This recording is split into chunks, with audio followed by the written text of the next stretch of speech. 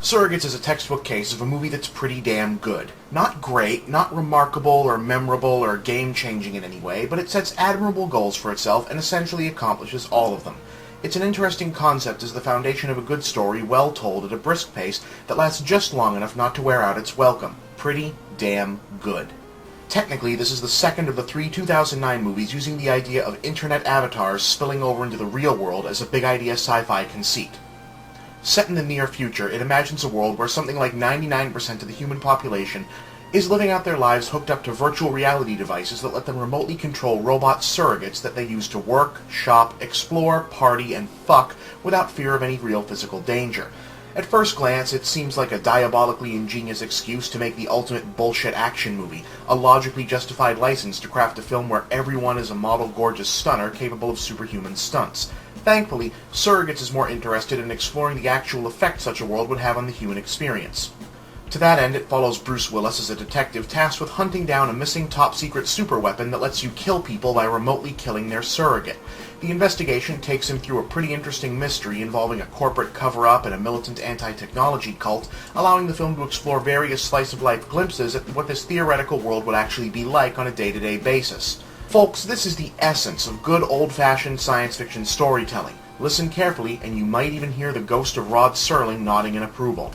And hey, you know what's kind of cool? They actually shot a bunch of this movie in my hometown. That big chase scene? Yeah, that's my hood, which officially makes this the most interesting thing to happen here since the breakup of Pangea. As is often the case, a huge amount of the credit for holding this entire enterprise together has to go to Bruce Willis. You know, Willis has never really gotten the credit he deserves as a genuinely great actor, and part of the reason is that he makes it all look so damn easy.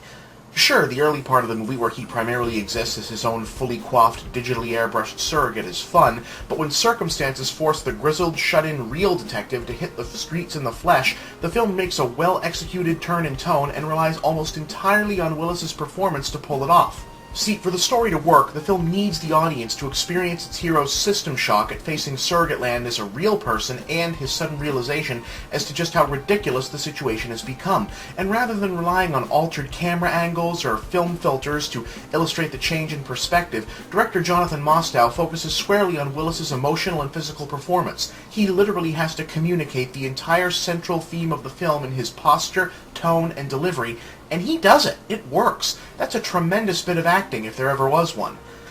The rest of the movie isn't quite up to that level. The lowish budget shows through in spots, there's some iffy special effects, but the story and Bruce Willis are compelling enough that it wasn't really all bothersome. In terms of this year's crop of sci-fi, it's not exactly Moon or District 9, and in terms of futuristic detective stories, Blade Runner has nothing to worry about, but I say you should give it a look. Man, there were a lot of reviews from back then where I was just filling out the length required by being a know-it-all about genre history and whatever, right? I do remember this being better than I thought it should have been, but not really necessarily good either, though it'd probably just be a Redbox movie now. I'd still only find notable because they shot it around the corner from where I was living.